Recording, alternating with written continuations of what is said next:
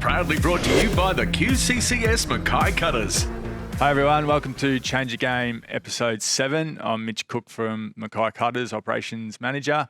We're going to talk today about health checks, and we've got a very special guest, Meech. Welcome, Meech. Good on you, Mitch. Thanks very much for your time, mate. I'd like to acknowledge the Yui people of the Kulin Nation and pay my respects to elders past, present and emerging. Meech, health checks, it's especially for men getting on in years, not to say you are, mate. 56 is getting on in years, mate. I'm starting to feel it, actually. Okay, so it's very relevant, especially with a couple of things you've gone through recently. Oh, 100%. And a funny little story was pre-pandemic.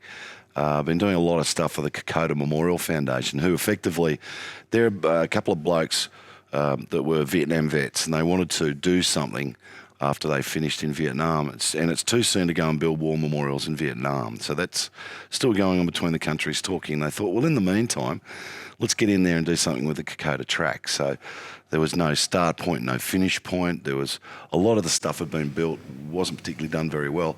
So Eric Wynn, who's based here in Mackay, and Lenny, who's down on the Sunshine Coast, put the Kokoda Memorial Foundation together.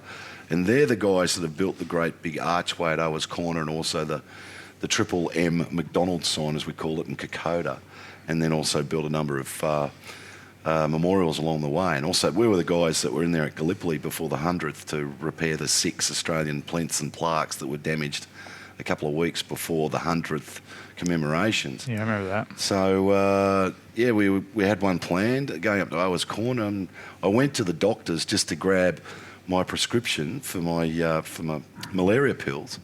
And while I was there, as they do, wrap the big thing around my arm, and I failed for the first time ever a blood pressure test. So she did it again. I said, well, just shake it. It's obviously broken, because I've never had a problem. And I failed it again. Next thing you know, I was on an ECG. Next thing you know, I was in the MARTA. Before I knew it, I was on a Royal Flying Doctor Service plane, and they flew me up to Townsville and they whacked in a pacemaker. And as it turned out, and I had no idea because I showed no symptoms whatsoever, that the top part of my heart was not communicating with the bottom part of my heart. And to the point, I can actually remember a night where I was in emergency and all hooked up, and the doctors were watching me and they couldn't believe it, but I could get my heart rate under 20, and effectively it means you're dead. And I was just at snooze level. And as I was to learn that the body, despite in my earlier years, I got to a very good level in rowing and I played very good levels of rugby and rugby league, that sometimes the human body can get around these problems. Mm-hmm. But I was one of those guys that you read about in the paper, XYZ, 52, fit, died on a beach just walking the grandkids. Yeah. So it just goes to show you do need to go and see the quack from time to time and get these things checked. So had you been regularly doing those health checks with your GP? Look, I'm like every bloke on the planet, mate. Seriously. It's like, the Labrador and I used to laugh because I hated going to the doctors as much as he hated going to the vets. And you only go when you're sick. Yeah. But I suppose there comes a time in life where you've got to go regularly to pick up on these things. Just on that, I can remember we've got a group of us get together. One of the boys died of cancer about 21 years ago. And each year we try and get together. They're all split, all over Australia, and we come together and play golf, particularly poorly, and sing songs and whatnot, even worse. Yeah. And one of the guys, there's a little thing we do, tell me something I don't know about you. One of the blokes stood up. Now, he's a teacher, been around for ages, rugby league, well-known bloke around Mackay because he was doing footy here, Andrew Lawrence. And Andy's only 46, 47, something like that. And he said, boys, I've got cancer. So what you need to do, you go to your doc, you get this thing called a man scan. The doc will know about it. And this is to check bowel cancer and all these sorts of things. And I remember everyone being horrified, was going, hang on, that's only for people that are 50, 60. That's an old man's disease. And he said, no, we've got to that point in life now that we've got to check it. Mm-hmm. And I can tell you, every bloke, there was 26, 2 blokes out of 26 had it, but because they went early, got it, it's gone. So there's another advertisement for, developing a relationship with your GP, because that's where it all starts. Yeah, definitely. And then also the self checks, I guess, we can do as well as men on ourselves, and just looking for those little abnormalities that pop up around the body. And I know for myself, I had a little mole that I was keeping an eye on, and regularly had that checked. And one time it woke up and it was bleeding. So it's definitely a sign of something's not right. Absolutely. So when got that removed, and it had been forming into a melanoma. So I'm grateful that I got onto that and did book in and get that out. But well, I think guys, look, a 56-year-old bloke that grew up as a kid, 60s, 70s, there was no 30 plus. I can remember Mum putting I think it was Hawaiian Tropic, it was coconut oil that helped burn the skin. Yeah. There was no skin prevention. And I remember my doc, who sadly retired, and Dave said to me one day, he said, "Did you suffer skin trauma as a child?" My quote to him was, "Get your hand off it, Dave. You're the same age as I am, mate. No one even wore a hat." You know what I mean? So skin cancer, for all of us at my age, if you grew up in Australia, there's a good chance you've got it there somewhere, because we probably overdid it on the vitamin D when we were children. Yeah, no doubt. So very important to keep those regular checks up, especially around here. It's very hard to get into like a smart scan. You need to have those bookings really early and be proactive with it. So heart disease, I read a stat, 2017, biggest killer in men. So, tell us a little bit about your background and history and growing up playing sport, and have never had anything wrong with your heart before that you... No, and look, to this day, I don't get it. I really don't. I showed no symptoms going in, and since I've had the pacemaker, no symptoms going out whatsoever. Cardiologist, happy as Larry. In fact, when I rang him about the COVID shots, I said, "I want to get the shots. Have I got any problems?" And he said, "I can tell you now, you are not clot. You're taking that many pills. It would not happen, But look, from a young bloke, as like any other kid, cricket in the streets and, footy in the backyard and all that sort of stuff. I had my first game of rugby league for Geebung State School when I was about 5 or 6, something along those lines. Barefoot, of course. Played Aussie rules there as well. Sadly, in 74, Dad's business, he had the cricket centre in Brisbane, and that got washed away. In fact, his Salika's on the bottom of Breakfast Creek, believe it or not. It's green with a tan top. If anyone sees it, let us know. We lost everything in the 74 floods in Brizzy, and Dad decided to go back into teaching. Luckily, the old man played cricket for Australia and was pretty handy sort of a coach, so it wasn't that hard. Good news was he got a job at the King's School, which is Australia's oldest school down in Sydney, and it's 360 acres in North Parramatta. So that's pretty much where I grew up. So it was like growing up on a country property, except there was a swimming pool with diving boards and gyms and footy fields, and it was a kid's delight. And 180 acres of virgin bush. So in there, obviously King's very much rugby, rowing, all those things, did all that. I liked the explosive sports more than... I loved cricket, but I don't know, I was in the A's and all that stuff, but I wasn't going to be that kid. And being Peter Philpott's son, I do it my own way. So got in the rowing, made the 8, made the 15, played for Eastwood, did all those sorts of things and went through, and then played a bit of rugby and all that. So, rowing is a sport where you're really pumping your heart. And I can remember training, I got in the New South Wales crew, and you had to do your heartbeats and stuff, and you weren't allowed to get over 160. But I tell you what, you're banging out 1,000 metres, rating 46, you're going to go over 160. And you'd stop, everyone would do their heart rates. As we got fitter, we went down, and all I can think of, knowing what we now know and talking to the heart surgeon, Bobby John, as he's known up there in Townsville, and he just said, look, the mind's an incredible thing. People and their bodies can work out ways to do things, and it doesn't make sense to us. Bumblebees can't fly. I mean, look at Bo Menzies, cerebral palsy, and this guy learns to swim 4 kilometres in open sea, 180k bike ride, and then gets his feet taped to keep them flat so he can run a full marathon in an ultra marathon. I mean, that's not possible, but Bo Menzies, a local kid here, did it. Well, he's not even a kid, he's 38. So these things do happen. But then I guess there could be some ramifications back down the road as you get a wee bit older, and that's where the docs, the GPs, the system. I mean, let's be honest. If I'd listened to the GP, if she'd listened to me, and I didn't bother having the blood test, there's a good chance I would have died. They think it should have been March 17th. I should have died in 2020. Yeah, when you put in perspective, and think about it, it's pretty. You're very lucky. Number one. Well, I'm lucky, but I know a hell of a lot of people are really disappointed. They would have been happy with the other one. Has it given you any new outlook on life, or has it changed you in any way? Oh, there's a few things. Rather than waiting for them to happen, I've pushed a little bit. I've sort of always been of the volition, just be patient, she'll be right. Everything's got a way of, there is a greater force out there that I don't understand, but it's served me well over the years. And there's just been a couple of things where I've just said, I'm kind of running out of time on this, let's just push through and see how we go. But apart from that, not much has changed. I probably haven't exercised as much as I should, but that's fighting smoking and all those sorts of things. So the advice from the GP following all this, what has it been? Has it been to give up the What was smokes really or more interesting, exercise? well, look, any GP's going to tell you that any time, and fair enough too. Ingesting anything into your lungs, it's not good business. And I'm one of those kids, I started when I was about 12 or something, and it was with a packet of black and whites for 67 cents down the shops and, down the bush with your mates and whatnot. But we went to a lot of trouble because my wife Tegan was up there in Townsville. Obviously, she was very, very worried. I've got to be honest, I wasn't worried at all because everything felt normal to me. Yeah.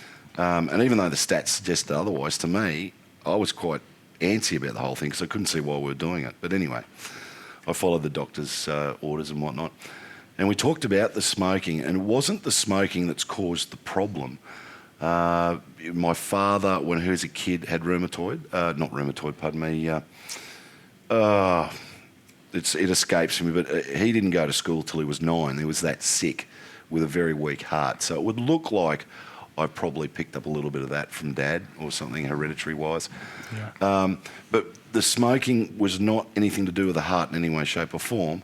But nonetheless, it's enough to give you a boot up the backside to go, I better give the darts away. If I want to see my granddaughter get married and, see my grandsons get married and that sort of stuff, then that's a necessary evil. I've got to get rid of them, as much as I love them. Anyway. And exercise, what do you do now? Stand-up paddleboarding's my favourite. Yeah. So my granddaughter's thing is she wants to know everything I know about surfing and stand-up paddleboarding, so I've always been a very keen surfer. And then had a brush with a shark off North Wall. So I just went, instead of sticking my arms in there, I might stand on top of the board and have a great big paddle or whack the shark next time. So stand-up's good. Tell us about that. What happened? Oh, it's just sitting out the back at North Wall, and there's off the, what do they call it? There's a little tower there that's got some lights and everything on it, and straight out the front of that, you get these big hokey lefts that come through when we get that, 3 metre, 30 knots sort of situation. And they're big lefts, and it's just a shark hanging around, and it was pretty... First time you've seen it? No, I got brushed by a shark in Coffs Harbour, actually, many, many moons ago, but, I was a young bloke and 10 foot tall and bulletproof, and no jockstrap could fit you kind of stuff. But, getting a bit older, just really sort of got inside my head. And I just thought, you stand-up paddleboard, if I learn how to do that properly, you can also do that surfing, and it makes more sense to be on a bigger board. But you've got a stick. So at least you've got a chance, if you know what I mean. Do you find it harder or easier, stand-up paddleboard on the wave? It's surprisingly difficult, actually. Look, getting the board, places like Aggie Water, it's easy, and Noosa, because you can see them a mile off, turn around, and, here in Mackay, you've got to drop and turn and go quite quickly, and that can be very challenging. But, look, it's all fun and it's fitness and it's good for your core and it works every piece of your body. And then I got in and last year, much to my wife's disgust, I bought a thing, it's called a water bike. So it's actually a bicycle on pontoons, so you can ride a bike on water. So most people have seen that around Imeo and Bacasia and Shoal Point, and it's a really good way to get fit. Well, the way I see it is I don't have to put up with Mackay drivers at roundabouts who have absolutely, how hard can it be to work at a roundabout? Turn Siri on and just go exit 2, exit 3, exit 4, and that will tell you when to put your blinker on. You're killing me, people. So you get out there and you're not going to get cleaned up by that. Tennis with the boys is a bit of fun. That's a wonderful tennis club. It's called Men Who Like Beer and Don't Mind Tennis Much. Mm-hmm. So strong traditions there for about 20 odd years. How many in that group? Maybe about 30 or 40. And played a lot of touch footy with this scratch game that used to be at St Francis Xavier, which has moved over to Magpies. So that's been going for 30 odd years now. Great thing about living in a country town, hey. Scratch games of touch football on a Sunday afternoon where you don't know who's going to be on the outside. I've seen that many NRL guys turn up just to have a run. It's great. Yeah, it's pretty awesome. Let's go a little bit further into your career at the ABC and in radio particularly, and just the sort of peaks and troughs of that, and take us through your career. Well, in a nutshell, started 84 at TW. I was the office boy and used to do all the papers and that sort of thing. And then they needed a guy to fly around in a Cessna each morning to do the traffic reports. So as the magic 11 eye in the sky, which was all a bit of fun, for $96 a week I used to get. You used to have to be at Bankstown Airport at 2:30 in the morning, tie the radio into the airplane, off you go, be back at 10. You'd try and drive from Bankstown at 10 a.m. in the morning over to Neutral Bay. Get good luck. It took about an hour and a half. And then you'd work through about 5. And then you had your rowing training on the other side and whatnot. And then from there, TW is linked to Commonwealth Broadcasting Network. Commonwealth Broadcasting Network had about 30-odd stations, so we represented them around Australia. And then from that, back in the old days, if you wanted to be on air, there were certain levels and classes of announcer. And the quickest way and the best way to learn was to do Western service. So I'd been overseas and I'd mucked around, had a shot at pirate radio and those things for a bit of fun. Came back, really didn't want to live in the city. I wanted to live in the country, because bearing in mind, as I said, Kings was like a big property, so you had room, whereas Sydney was just turning into this real city where there was no room and hard to get around. So I went 5 years. I worked at Kingaroy, so that was 4SB Kingaroy, 4LG at Longreach, 4CC in Gladstone, and then back to 4AK in Toowoomba. That was 5 years, and that effectively makes you an A-grade announcer, which means you can work anywhere. But by then, the whole system had been dismantled. So for a piece of paper, it was a complete waste of time. But what the great thing was, everywhere I went, and bearing in mind there's heaps of us doing this Western service. Oh, have you heard about Archie? Archie got a job in Mackay. Everyone talked about Mackay. Mackay this, Mackay that. Green, it's got beaches, it's got mountains, there's Ely Beach, there's the islands and fishing. Do you know they've got surf? And then lo and behold, one of the boys who I was working with in Toowoomba, he became the GM of 4MK. He rang me at TWS in Sydney and he just said, I want you, I need you. True story, I just went to the airport and got on the plane, and my wife and kids, I rang them from Mackay and said, we got the job in Mackay, just pack everything up and whatever you can't fit, sell it. It's beautiful. So that was 94. 94, right. Yeah, a long time ago. So you would have seen Mackay go through a lot of changes since then? 100%. Especially here at the Cutters and football. Well, and gee whiz, I mean, when I was playing footy on the Darling Downs for Dolby, the old Wheatman, and part of the gig for the Wheatman was you'd probably have to play quite a few games for league as well, because they were struggling at the time, the old diehards there. And that's good, and same in Longreach, where there was both league and union and whatnot.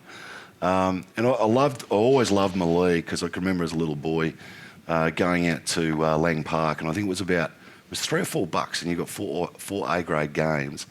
And I would imagine I was a bit like Andrew Moore.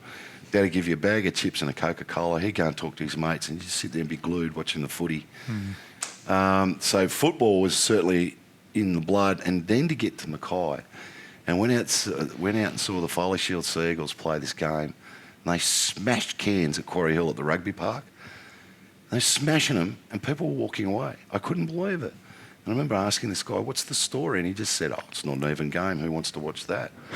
But you look at the guys that were in the back line. Like, you look at those teams, those Foley Shield winning sides, they're unbelievable. Yeah. And the quality of the football was just magnificent. The skill level was awesome. And then you transform into the Cutters system, and where, you know, a lot of people, they argue about the Cutters. Is it successful? Is it a failure? I mean, this is where I stand with the whole thing. Is it's a transitional team. It's a shot for our kids. So a kid that's playing, you know, North Devils juniors over here at the Junior Rugby League grounds, like my grandson, he wants to be a cutter. And he's only discovered you might have to do a bit of training, you know, just to keep going in league and whatnot. But the point is the opportunity is there. And for all the young ladies that are playing rugby league, the opportunities now to have a shot at the title are there. You don't have to do what, say, Steve Jackson did or Brett Dallas or any of the myriad of blokes that got to the top did, is leave town. Renee. Oh, 100%, you know. You've got to leave town. You've got to find somewhere to live. You've got to find a job. You know, what club do I go? And you might not have ever lived in a city in your whole life. And let's face it, it doesn't suit everyone. So I would rather see our guys go to uni, get a trade. They've got a good job back up, because we know what the risks are with football. You are going to get injured. Is it you know, career-end injury or what? But at least you've got that back up there, and that's what I love about the Cutters and where it's going. So, but, you know, with the radio sides of things, 4MK, worked in advertising for a while here, that into the Blue Moose, which was a nightclub and restaurants and all that stuff. And then back into radio, had a great run with Tegan Philpott, her name's Philpott now, so we got married and whatnot while we were on air. And then got old, and the, pardon me, the ABC beckoned, so I went across to the ABC because I was really interested in how the community worked, and that's what ABC is all about. It's what makes the place tick, and how do you make it tick better. Yeah, I've tuned in a lot of the shows and the Saturday mornings, and yeah, it's a lot different to a lot of the ABC stations across across the country. Yeah, we're not quite as. It's refreshing though. Yes, well, we haven't quite mastered the ABC accent just yet, because we're working on the theory. Talk where you live. That's what people respond to. That's how you get a conversation going, or you get a bit of trust going, sort of thing. The main reason the ABC exists in this day and age is, you know, for cyclones, bushfires, floods and all that sort of stuff. And sadly, I've had to do a number of those broadcasts over the year just here locally. But the good news is we haven't lost anyone yet. So hopefully I can maintain that for the rest of my career. And it seems like you've got the pick of what songs get played and don't get played. Oh, yeah, there's a bit of an argument about that, actually. We're just blessed here that we've just got so many local artists. So, you know, Airlie Beach, for instance, there's about 40, 50 professionals that are working all the time. We can use their music. We can use our local, you know, there's about 30 or 40 in Mackay as well. And then you've got the guys that made it to the top, i.e. Connors and Brad Butcher, Kieran McCarthy. 8 Ball Aitken married an Airlie Beach girl, so we're claiming him. So there's quite a few there, and a big upcoming mob as well. But then also, you've got a lot of people who grew up with Countdown. So not to play a bit of Countdown music would be just suicide, because it brings back so many memories, you know what I mean? Yeah. So, yeah, it gives you a more eclectic mix. But you've also got those stories, i.e. this morning, there's quite a bit on voluntary assisted dying with the hearings up in Townsville and Rocky over the next couple of days, and whether people were on board with that and talking to different people about what their experiences are. So, you know, there's light and dark and shade and all those sorts of things. Yeah. On the dark, light and shade, and take us through the bits of the few ups and downs that do happen within work, life. How do you, what gets you back to you know, being at your best? Well, over the years, I've noticed and really sort of kept track of it, actually, that I know personally for myself that... Did I just say personally for myself? I did, didn't I? Can you edit that out? Anyway, what I've noticed is around about a 7-week cycle, you're 10 foot tall and bulletproof and going along your merry way. And then all I can put it down to, whether it's the shifting of the moon or the planets align or whatever it might be, week 7 to 8, you lose some energy and you drop. And things that normally would bounce off, you know, your shield of steel like Batfink, suddenly it just doesn't bounce, and it pitches, and it can affect you differently than, say, weeks 1 through 7. And what I've learnt in that week is go and exercise more straight away. Really keep yourself busy. Don't mope around or anything, because bad thoughts.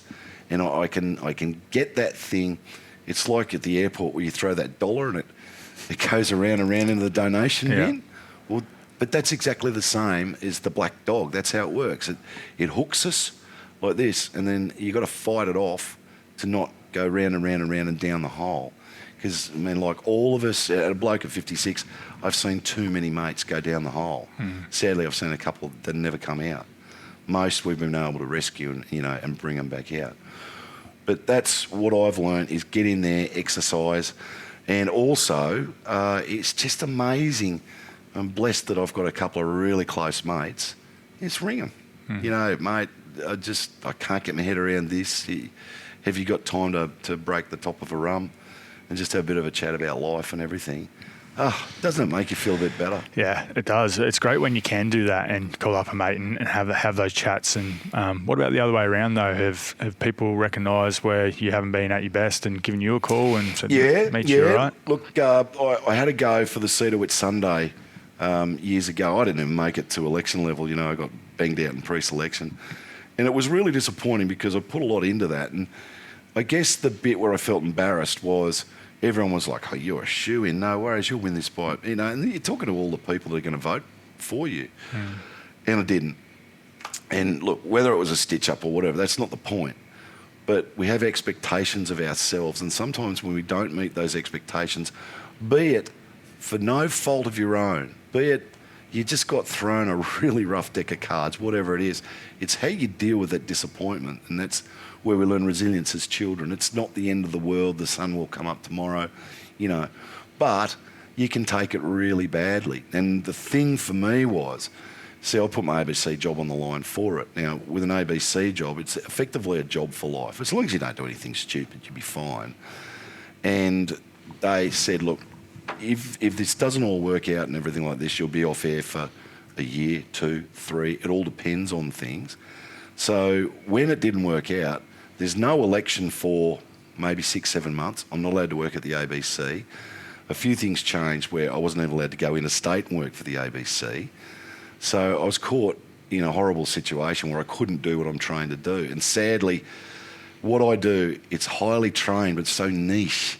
It's very hard to get paid elsewhere. But luckily, one of the boys from the KMF was building a house, and he just said, I could use a really big fat labourer. I said, I'm the guy. And, it turned around. My wife said, God, that's made a difference to you. I said, I know, because it's exercise. We're out we're building. It's something I remember as a kid that I really loved and all that stuff. And to this day, I don't know, because I didn't ring him for the job. He rang me. And I reckon someone tipped him off.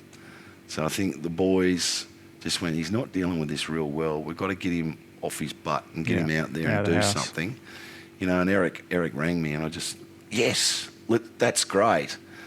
And I've often thought about it. What if I went, oh, no, mate. See, and that can happen too. So luckily, I think, I was giving this some thought on the weekend, funnily enough. None of us are perfect. And that's what it comes down to. And you think of the strongest male character you possibly can. If you sat him down and you said, are you perfect? No. Like the guys that read the guys that have been incredibly successful, and they always say the same thing. I'm only successful because I made more mistakes but kept going until something went right. Football is a wonderful teacher in that regard. You can play some horrible seasons, but if your skill levels build up, sooner or later you're in a team. For some reason you click with that style, or maybe it's the coaching, or maybe it's just a senior leadership team, or maybe a change of position, and away you go. The way I see it, life's like that. And that's why I love football so much, because it does teach you resilience. You can, if you keep fighting, you can come back. You might not always win, but it's about the fight. It's about trying to do the very best you can. And if the very best you are, we had an old rowing coach, Kenny St. Heaps, and he just said, don't ever look out of the boat. said, I'm not worried about the other crews. All we're all worried about is just doing the very best that we can. If we make that boat go as fast as we possibly can, it doesn't matter whether we win or come last because we did the best we could. He said, I just think you blokes, you probably win because you're quite quick and you're good at what you do. And that's exactly the same as football. The good sides are the same. Bellamy, look at Bellamy at the Storm. Oh, we won by 40. That's not the point. Yeah. You guys weren't your best tonight, and this is why. Yeah, whether you do your job or not. That's Absolutely. All they worry about. And you know, the whole headspace thing, that's exactly what we're going through in this country at the moment. But I think the first step is all blokes, we have to recognise that we're not perfect. And I don't always agree about the, you know, I like the idea of hands up because that can be very subtle and saying to a mate, I'm not dealing with this, mate. You know, but making a big song and dance about it, it's just not our style. We're not built like that. We actually, I heard someone say, you know, golf's brilliant because if you drive around in a cart, they're not looking at each other. We don't quite often. If you're talking about something that troubles you, you can talk without looking because by looking, the eyes tell too much. And you're kind of giving away your infallibility, which none of us want to give away, even to our closest friends. But if the problem's been relayed to the other person, that person's there, punch in the shoulder, arm over the shoulder or something, what a difference does that make? Yeah. You know? But that comes back to that guy putting his hand up. And that's why it's on the Cutters jerseys. Yeah, most definitely. So the blood pressure tests, if we go back to that, how often should we be getting our blood pressure tested, especially over 50? Every couple of years, every year, 6 months? I had to buy one, so I do it at home. Yeah. So I still don't know what all the numbers mean and that, but I've got a little thing. And as long as it's in there, range. Tops, you know what I mean? But look, the man scan, every 2 years. And if you just say that to the doc, they know exactly what you're talking about. And it's a normal thing, go and give a bit of blood. And they check this. And it all comes back. Yeah. And it gives you some indications and whatnot. So, you know, man scans every 2 years. I don't know. I mean, a check-up at least once a year, at least. And then I think the other thing too is you're paying $70 to go and see them. So, hey, well, I've got your doc. Can you just check this mole, please? Yeah. You know, I've been watching it for the last 3 months. It's not gone away. What do you think? Ta-da. So, you know, quite often we get in, get out as quick as we can, you know. But, I mean, hey, if you've got to put up with the sound of the rubber glove being flicked on and hope to God that your doctor's not a massive Fijian man, well, it's going to keep you around long enough. And and it's thinking about those things in your life, which, I mean, I was taught the most important thing about being a man is for your family, roof, food on the table, protection. But what I also learned is that quite often we're the glue, we're the mud. We keep the whole thing together because society's flip-flopped and changed so much that for the girls, they need us to be rocks. And even if they were old rocks and we're old-fashioned, we're dependable, we're loyal. You can back us home. It's like an old second rower, seriously. He's not going to be the guy that sidesteps, chips over the top and scores from 40 out, but he'll make 48 tackles a game. He'll take up 22 hit-ups, and he's just there all the time. He's just so dependable. Keeps turning up. Absolutely, but how valuable is that guy in the team complex? So how valuable is that man within the family complex? Dad, granddad, uncle, you know, whatever you are, you're dependable, you're there, and you're there for them. And, you know, being humble and kind and patient are generally not traits that we attribute to men. But look at our role within our families, and that's what we do. And we're really good at it too, by the way. And it appears to me the more footy and team sport you've played, the more you understand the dynamics of it, so you're able to do these things and take pride quietly in how your role is there. You might not be the rock star. You're not the, you know, I mean, I still think wingers should pay $5 to get into a game, okay? Standing out there reading a paper and having a cup of tea. But generally they're the rock stars and all that stuff. But the big dependable blokes, geez, they're important to a family. They really are. So nothing wrong with being an old second rower. Yeah. We talked about resilience before, and I think the Cutters showed a bit of that on the weekend. Yeah, it was good to see the boys earn a win, hey. Look, it's been a tough year. Tegan's the football operations manager for the Capras, and I just said, look, you got Busby down there at ABC doing the Saturday morning program. Johnny Manning's doing Saturday sport up here. There's a guy called Bluey in Cairns. I said it'd be really interesting to get all the guys to do a story.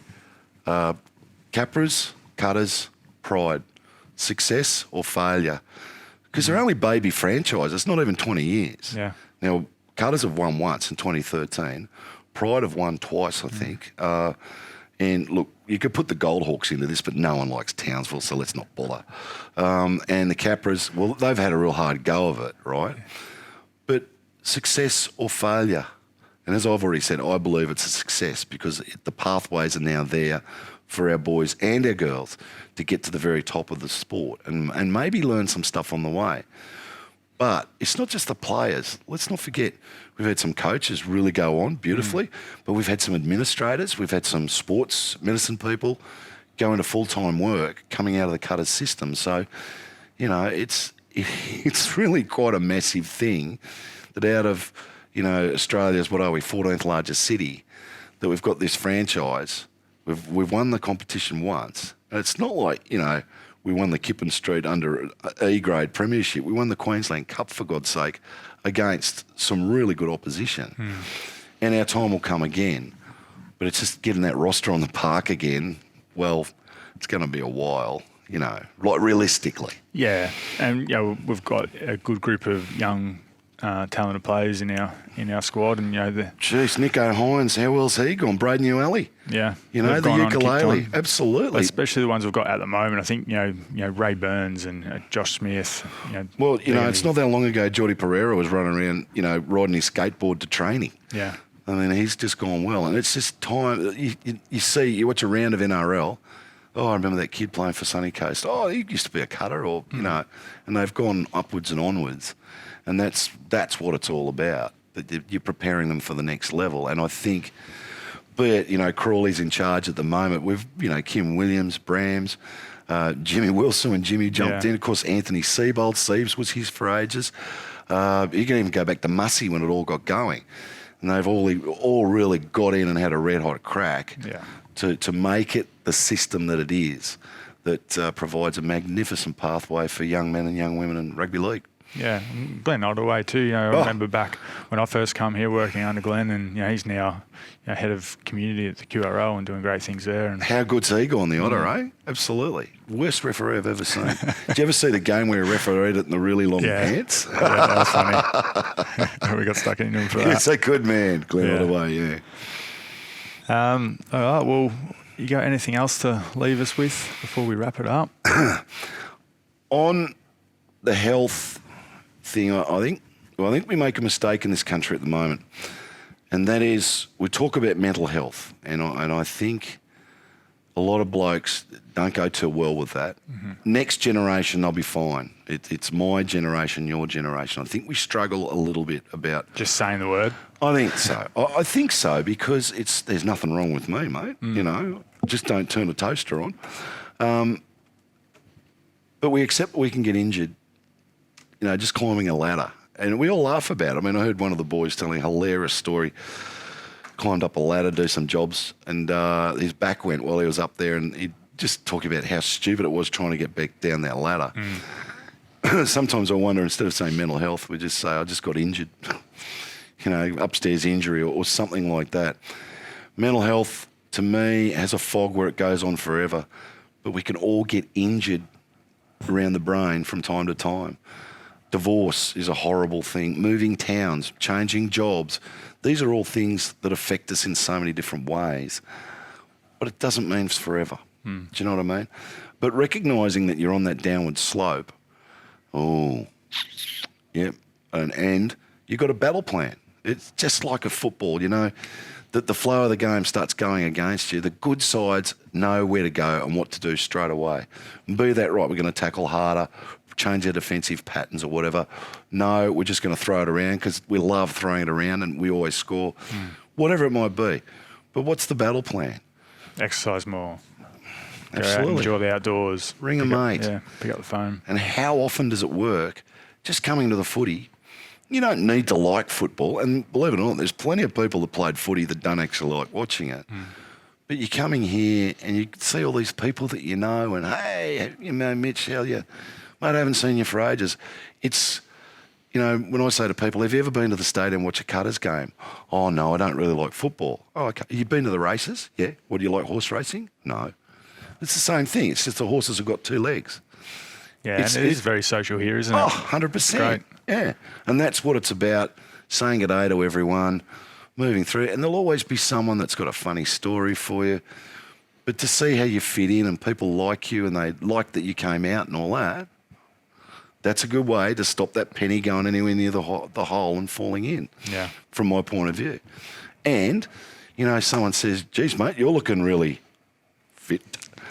But, hey, we've started riding pushies, or do you want to come, or we're playing touch football on Sundays, or, you know, we play tennis, do you want to come have a hit or whatever? And you go, I'd really like that. So you can solve all these problems by one hit, by getting out there and having a go, even if you're feeling a bit vulnerable underneath. But even at the same time, if worst came to the worst, one of your mates would go, mate, are you all right? You okay? No, I'm not. So just to give that up very quietly to someone, and then you see them, blokes are good at this. They just say, come on, mate, we're going to have a little drink over behind and just have a little beer over there. No one can hear, what's wrong? What's marriage has gone down the gurgler, or I'm going to lose my job because we're getting bought out by some southern mob or whatever. And as I was saying, you know, two blokes watching the footy, you're not looking in the eye, you're not challenging each other, but just to get, you know, the punch or the arm around the shoulder or something, it's all right, mate. We're in this together. You changes your whole perspective on the problem, you think? Yeah, it's a great connector, our sport, rugby league, and you know, that's why we're so passionate about change the game and everyone's well-being and getting everyone on the positive side of it. So, absolutely. Meech, it's been a great chat. I really thank you for coming on. I'll probably extend the thank you to all the years that you've been our ground announcer here too. Good on you, mate. No worries. No, they were great years over the microphone. And yeah, wish you all the best and ongoing with everything you've got going on with the health and ABC and Tropical North. So thank you again. It's been a pleasure. Good on you, Mitch. Thank you very much. Cheers. Change the Game, proudly brought to you by the QCCS Mackay Cutters.